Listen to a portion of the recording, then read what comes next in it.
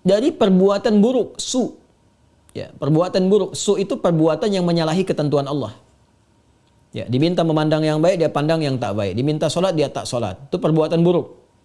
Dan sumbernya dari nafsu yang digoda oleh setan. Jadi perbuatan su itu sumbernya dari nafsu yang diprovokasi oleh setan, digoda oleh setan, dikuasai oleh setan. Itu ada di Quran surah ke-12 Yusuf ayat 53. Wa ma ubarri'un nafsi innan nafsa la'ammaratun bis-su illa ma rahima rabbi. Kita tak mampu menganggap diri kita suci karena ada nafsu yang masih diprovokasi, digoda oleh setan. Orang yang mengikuti godaan-godaan setan itu, was-was setan itu, maka nanti jiwanya akan mengikuti perintah setan, mengajak pada keburukan. Itu yang disebut dengan ammarah bisu namanya. Baik, Ustaz izin bertanya, apabila di masa lalu pernah lalai dalam menjalankan solat, lupa ya beberapa kali, apakah wajib diganti ataukah cukup dengan bertaubat kepada Allah? Karena saya pernah mendengar tidak boleh melaksanakan solat sunnah sampai semua solat yang pernah ditinggalkan diganti. Tapi saya juga pernah mendengar cukup bertaubat kepada Allah dan berjanji tidak akan mengulangi lagi. Mohon bimbingannya Ustaz. Allah barik fi. Baik. Seorang yang pernah bermaksiat, apapun itu jenisnya, baik maksiatnya terkait dengan Allah, bermaksiat kepada Allah secara langsung. Ya, contoh diminta untuk beribadah, solat itu kan bagian pokok kepatuhan kita, bukti keimanan kita kepada Allah. Quran surah ke-20 Taha ayat ke-14. Ya, solat itu bagian pokok pembuktian iman kita kepada Allah. Innani anallahu la ilaha illa ana fa'budni wa aqimis salata li dzikri. Aku adalah Allah, tak ada Tuhan yang layak dipertuhankan disembah selain aku, kata Allah, maka sembah aku. Ya, bagaimana menyembahmu ya Allah? Wa aqimis salat, tunaikan salat. Ya, untuk mengingat aku, kata Allah. Quran surah ke-20 Taha ayat yang ke-14. Ada orang tak solat, ya, tapi dia mengaku beriman, atau dia menunda-nunda solat, ya, atau solat semahunya. Ada orang puasa Daud, dia solat Daud. Puasa Daud tu dia puasa Senin, Selasa dia rehat, ya, Rabu dia puasa, Kamis dia rehat. Tu puasa Daud. Ada ni orang solat Daud, ya, subuh dia solat, zuhur tak. Asar dia solat, maghrib tak. Itu solat Daud. Itu tidak ada. Ya, dia melakukan itu, dia maksiat pada Allah. Maksiat dalam hal ibadah. Ada maksiat hakun adami, ya, maksiat yang terjadi dari anggota-anggota tubuh pada soalan-soalan yang memang dilarang oleh Allah. Ya, lisan cakap yang baik, dia bercakap tak baik, dia mencela orang lain. Padahal Allah mengatakan, ya ayyuhalladzina amanu la yaskhar qaumin qaum. Hai orang-orang beriman, jangan saling mencela. Quran surah 49 ayat 11, ya. Dia mencela, dia bermaksiat.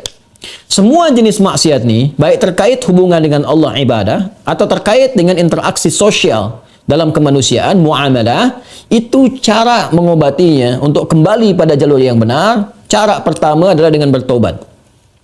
Quran surah keempat An-Nisa ayat 17. Quran surah keempat An-Nisa ayat 17. Innamat taubatu 'ala Allahi lilladzina ya'maluna as-su'a bijahalatin thumma yatubuna min qarib. Sungguh taubat yang diterima oleh Allah itu subhanahu wa ta'ala, taubat yang diterima oleh Allah itu subhanahu wa ta'ala adalah taubat dari perbuatan buruk, su. Ya, perbuatan buruk, su itu perbuatan yang menyalahi ketentuan Allah. Ya, diminta memandang yang baik, dia pandang yang tak baik. Diminta solat, dia tak solat. Itu perbuatan buruk. Dan sumbernya dari nafsu yang digoda oleh setan. Jadi perbuatan su itu sumbernya dari nafsu yang diprovokasi oleh setan, digoda oleh setan, dikuasai oleh setan. Itu ada di Quran surah ke-12 Yusuf ayat 53. Wa ma ubarri'un nafsi innan nafsa la'ammaratun bis-su illa ma rahima rabbi. Kita tak mampu menganggap diri kita suci karena ada nafsu yang masih diprovokasi, digoda oleh setan. Orang yang mengikuti godaan-godaan setan itu, was-was setan itu, maka nanti jiwanya akan mengikuti perintah setan, mengajak pada keburukan. Itu yang disebut dengan ammarah bisu namanya. Ya, mata melihat yang buruk, su. Lisan cakap yang buruk, su. Telinga dengar yang buruk, su. Jamak dari su, sayyiat namanya. Bila banyak dikerjakan sayyiat. Allah itu punya sifat Rahman, punya sifat Rahim, yang tidak menginginkan hambanya pulang membawa maksiat. Kamu ini lahir bersih, bersih keadaannya, tampilannya bersih, tak ada dosa, tak ada keburukan, tak ada kotoran. Kenapa pulang kepada Allah jadi kotor? Kerana itu Allah tak berkehendak. Allah tidak berkehendak bila ada hamba satu pun pulang kepada Allah dalam keadaan maksiat. dalam keadaan kotor, maka sepanjang dia hidup diberikan kesempatan untuk taubat. Taubat ini nanti yang berpeluang membersihkan kembali kotoran-kotoran dosa dan menyucikan jiwa-jiwa yang penuh dengan dosa-dosa. Ini taubat namanya. Nah, taubat itu nanti ada 3 turunan hukumnya. Ada 3. 1, mengakui kesalahan. Salah ini. Jadi kalau kita sadar, ya pernah salah, itu sudah sepertiga taubat. Dan itu mahal sekali. Hidayah Allah mahal sekali. Itu yang tak dipunyai oleh syaitan. Syaitan itu tak punya itu. Ya, karena sifat sombong, dia tahu Allah itu penerima taubat, tapi tak mau taubat. Ketika diminta oleh Allah itu untuk taubat, diberikan isyarat tuh, dikonfirmasi, ditanya, "Ma mana'aka alla tasjud?" Ya, "Ma mana'aka alla tasjuda idh amartuk?" Kenapa kau tak mau sujud ketika aku perintahkan? Itu kan isyarat taubat. Ya, Quran surah ke-7 ayat 12. Ya, tapi dia tak mau taubat. Ya, tak mau taubat. Dia menjawab, "Ana khairum minhu, khalaqtani min narin wa khalaqtahu min tin." Aku lebih hebat. Nah, itu bahaya. Kesombongan itu bisa menutup seseorang untuk bertaubat kepada Allah. Itu bahaya sekali. Karena itu Allah mengharamkan kesombongan. Ya, karena sayangnya kepada hamba diharamkan kesombongan supaya masih berpeluang untuk taubat. Itu bedanya syaitan dengan manusia. Ingat ya? Manusia salah karena ada nafsu, tapi manusia taubat. Adam manusia diberi contoh oleh Allah, ya, supaya bisa diteruskan pada anak cucunya. Diberi contoh, Adam keliru, lalu kemudian diberikan jalan taubat. Al-Baqarah ayat 37. Fatalaqqa Adamu min rabbih kalimatin fataba alaihi. Adam menerima talaqi ayat-ayat taubat. Ya, dia memohon kepada Allah, "Rabbana zalamna anfusana wa illam taghfir lana wa tarhamna lanakunanna minal khasirin." Taubat dia, diterima taubatnya. Syaitan salah, diberi kesempatan taubat, dia tak taubat. Ya, jadi jangan ikuti jejak syaitan. Wala tattabi'u khutuwatis syaitan. Quran surah kedua ayat 168. Jangan diikuti langkah syaitan. Kita beza dengan syaitan, kita beda dengan syaitan. Manusia salah, manusia taubat. Syaitan salah, syaitan tak kenal taubat. Jadi kalau ada manusia bersalah, pernah berbuat salah, tak mau dia taubat, itu patut diduga boleh jadi sedang dikuasai oleh syaitan. Nah, jadi kalau ada pertanyaan, itu pertanyaan fitrah. Ya, saya pernah salah. Itu selalu ada fitrah itu.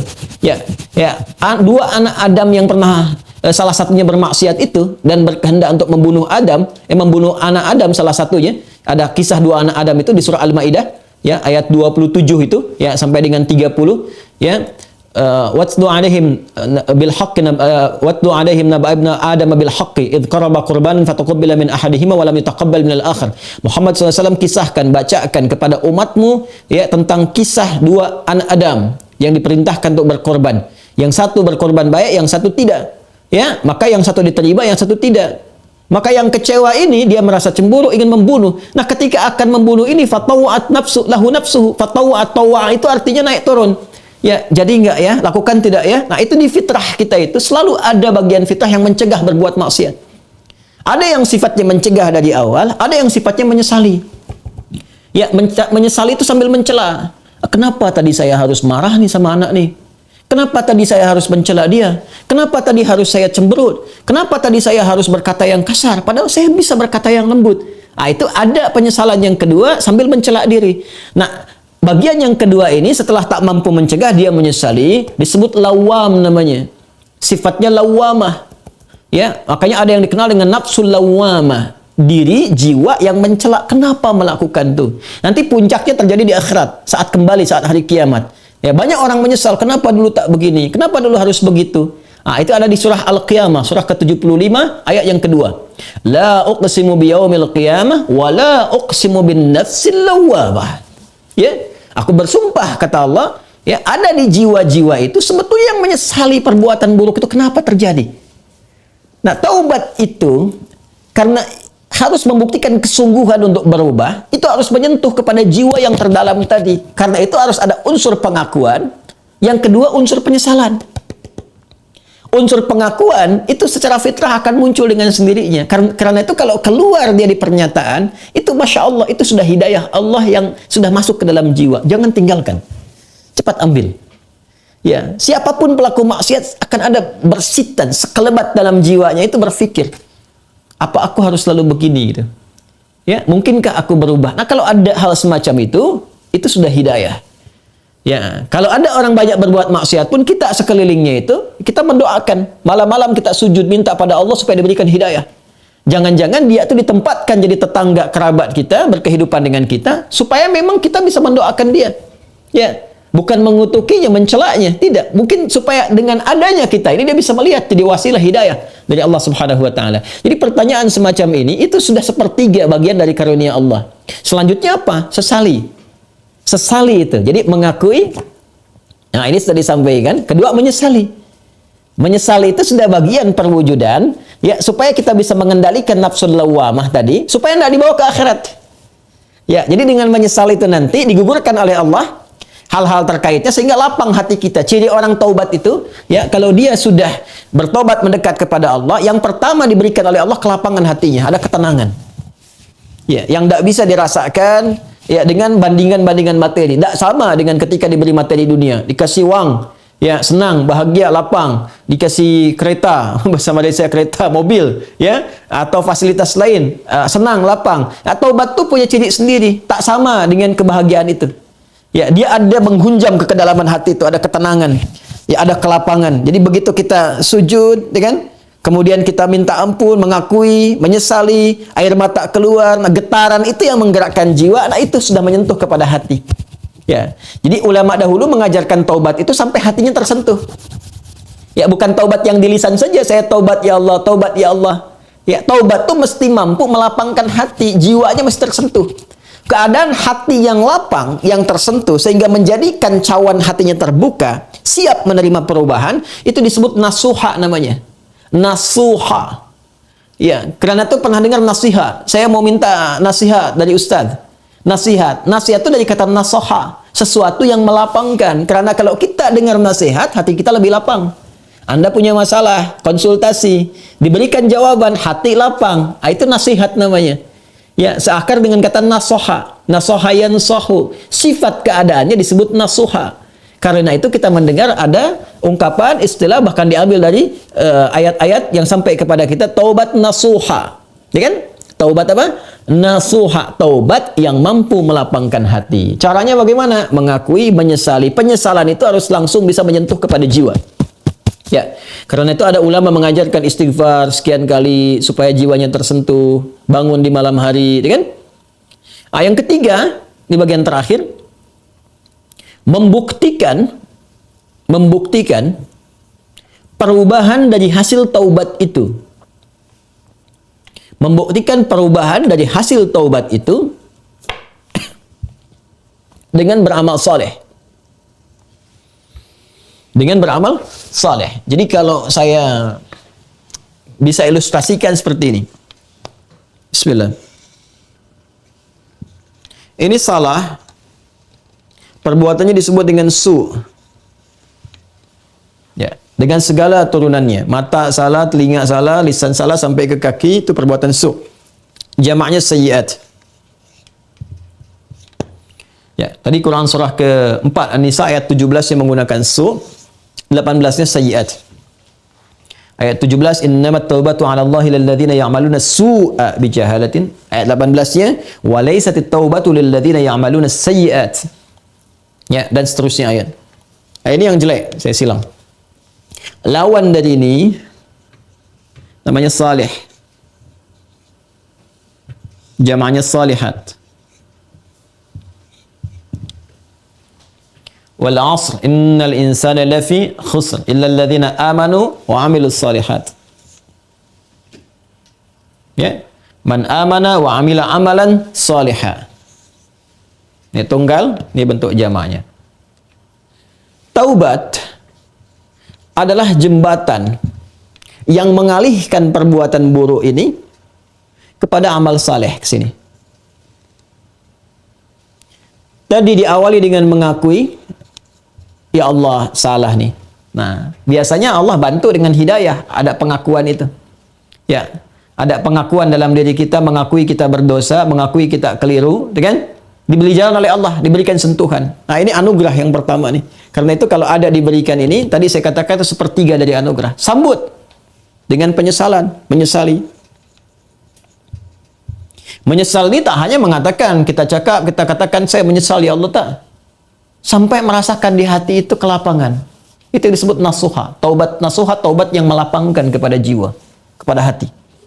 Ya, sampai merasa tenang, enak, ya kan? Mampu membezakan antara ini keliru, ini benar, ya kan? Kita menyesal, air mata keluar. Makanya Nabi pernah menyampaikan dalam kondisi seseorang itu, Masya Allah, ya kan? Dia dalam keadaan sunyi sendiri, lalu menetes air matanya karena merasa berdosa, ya. Menyesal dia, menetes air mata dalam kesendirian karena merasakan penyesalan dari dosa. Seketika Allah turunkan ampunan untuknya. Ya, itu banyak riwayat-riwayat yang sahih. Yang ketiga, membuktikan keberhasilan dari taubat ini dengan merubah ini yang sayyiat jadi saleh, salihat. Mengganti perbuatan buruk yang salah itu dengan amal yang saleh. Apa kaitan dengan pertanyaan tadi dari saudari kita yang dari Australia tadi? Ya, kaitannya adalah ini bentuknya seperti apa? Apakah harus sama dengan jenis kesalahan yang dilakukan atau berbeda? Yang penting amal soleh saja. Karena ayat-ayat Quran yang mengiringi ini sifatnya memberikan kata umum. Ya, faman taba wa aslaha. Siapa yang tobat wa aslaha. Kemudian dia memperbaiki diri. Aslaha itu kan berubah menjadi soleh. Aslaha yuslihu. Aslaha. Itu banyak ayat di Al-Quran tuh. Man taba wa aslaha. Taba wa aslaha. Dia tobat lalu dia buktikan ingin berubah jadi soleh. Memperbaiki diri. Ya, karena katanya masih umum sifatnya, karena itu terbuka untuk bisa mengerjakan berbagai hal. Yang penting ada pembuktian. Jadi yang dituntut dari taubat itu sifatnya pembuktian saya berubah. Ya, pembuktian saya berubah. Itu intinya. Ya kan? Jadi ketika sampai di level kedua ini pun ampunan turun. Tapi untuk membuktikan bahwa kita sudah meraih ampunan itu, kita buktikan dengan merubah diri. Berubah dari sini, bertransformasi, berpindah ke sini. Bagaimana caranya? Buktikan. Disinilah kemudian para ulama membimbing kita. Ya, ada pendapat misalnya yang mengatakan kalau jenis yang ditinggalkan perbuatan sayyiatnya atau maksiatnya, ya terkait dengan ibadah kepada Allah, pernah meninggalkan salat, ya kan? Maka bagaimana cara memperbaikinya? Ganti, perbaiki salat ini. Ya. Dari yang pernah kemudian ditinggalkan, maka ada yang berpendapat dengan qadha salat ketika ingat, dikiaskan. Ya, maka di waktu-waktu tertentu, ya, saat yang bersamaan, misal setelah salat zuhur ditunaikan, zuhur selesai ditunaikan, ya, maka yang lain ada salat sunnah, dia mencoba untuk mengganti dahulu yang terdahulu, yang pernah dia rasakan tertinggal, dia niatkan untuk mengganti. Ya, ini di mazhab Syafi'i sangat populer. Ya, maka dia salat kemudian untuk dia niatkan mengganti yang terdahulu. Begitu masuk kemudian waktu maghrib, ba'da maghrib orang sholat sunnah, dia mencoba mengganti yang terdahulu lagi. Ini satu pendapat di antara sekian ragam. Ya. Ada kedua yang berpendapat, tak dibatasi dengan sholat ini saja. Ketika dia tobat, diterima tobatnya, diampuni. Kalau sudah ampun, turun, ampunan Allah turun, diampuni, ya gugur yang kemarin itu, selesai. Tinggal dia buktikan memperbaiki. Bagaimana cara memperbaikinya? Ya, sesuai dengan keadaan dia yang baru. Kalau dia sudah kerjakan sholat zuhur, ya sudah, selesai sholatnya. Mengganti yang dulu-dulu, perbanyak amalan yang lainnya dengan sholat sunnah. Dia kejar qabliyah zuhurnya, dia kejar ba'diyah zuhurnya, untuk membuktikan kepada Allah bahwa dia telah sungguh-sungguh berubah. Ya, ini hanya ragam saja bagaimana kita kemudian bisa memilih di antara ini, dan semua punya jalurnya yang dapat dipertanggungjawabkan secara syariat. Ya, jadi dipersilahkan, Anda nyamannya mau yang mana yang dikerjakan, tapi hanya ingin menunjukkan ini ada perubahan dalam diri kita. Jadi boleh Anda perbanyak amalan-amalan sunnah, ya, ada yang berpendapat ambil karena umum sifatnya, tidak ada spesifik menekankan kepada Anda ya harus mengganti yang terdahulu misalnya dengan kerjakan yang fardu lagi, nggak ada yang spesifik begitu. Karena itu tafsirannya luas. Ya, kaidah berkata sepanjang umum tidak ada takhsis, maka jangan ditakhsis. Jangan dikhususkan pada amalan tertentu. Jadi ambil yang paling ringan. Ya, kalau misalnya Anda ingin coba ganti dengan mengganti menggunakan yang sunnah, silahkan, babnya luas. Perbanyak ibadah sunnahnya, bangun malam tahajud, buktikan dalam kebaikan, dan seterusnya. Dan semoga dengan itu Allah Subhanahu wa taala ya memberikan ampunan kepada kita sampai kita kembali kepada Allah dalam kebaikan. Ini babnya. Ini babnya. Jadi prinsipnya sebetulnya bukan persoalan apakah ganti menggunakan fardunya lagi atau cukupkan dengan yang sunnah saja. Bukan itu persoalannya. Persoalannya sejatinya adalah bagaimana kita membuktikan kepada Allah kita berubah. Dan babnya luas. Ya. Jadi kalau Anda kemudian ingin memperbanyak yang sunnah, silahkan. Perbanyak sunnahnya, tunjukkan berubah. Sedangkan yang kemarin sudah kita mohonkan kepada Allah, minta diampuni, terampuni. Ya Allah berikan kepada kita diampuni dan seterusnya. Ya, jadi kalau Anda ingin pilih kemudian untuk mengulang kembali, dikiaskan solat di saat ingatnya. Ya, orang lupa saat ingatnya, pada waktu ingatnya dia itu solat. Ya, orang tertidur bangun saat bangunnya dia itu solat. Misalnya ada orang tidur dari subuh, kemudian dari sebelum subuh dia tidur, bangun-bangun dia jam 10 misalnya kan. Ya, baru ingat dia belum sholat subuh. Maka saat ingatnya itu, dia kemudian menunaikan sholatnya. Nah, ini dikiaskan kepada keadaan seperti itu, ya, kemudian dia tunaikan. Adapun orang-orang yang kemudian dia ingin memilih, saya ingin perbanyak yang sunnahnya saja, tak ada masalah. Ya, tak ada masalah. Ya, jadi silahkan perbanyak sholat sunnahnya, dan tidak ada satupun dalil yang spesifik mengatakan dilarang menunaikan sholat sunnah sebelum yang fardunya tercukupi dahulu. Kita pun tak tahu berapa fardu yang sudah tertinggal. Bagaimana mencukupinya? Ya, jadi nggak ada dalil spesifik seperti itu. Yang ada adalah terbuka luas untuk kita beramal, membuktikan kesungguhan kita telah berubah. Wallahu ta'ala a'lam bis-shawab, dan semoga Allah menerima taubat yang kita mohonkan kepada Allah, dan tidak ada semua kita yang bebas dari kesalahan. Saya, Anda, kita pun pasti pernah berbuat salah. Dan Allah sangat mencintai pelaku maksiat yang bertaubat dibandingkan dengan seorang yang saleh yang tidak pernah merasa salah dalam kehidupannya. Wallahu ta'ala a'lam bis-shawab.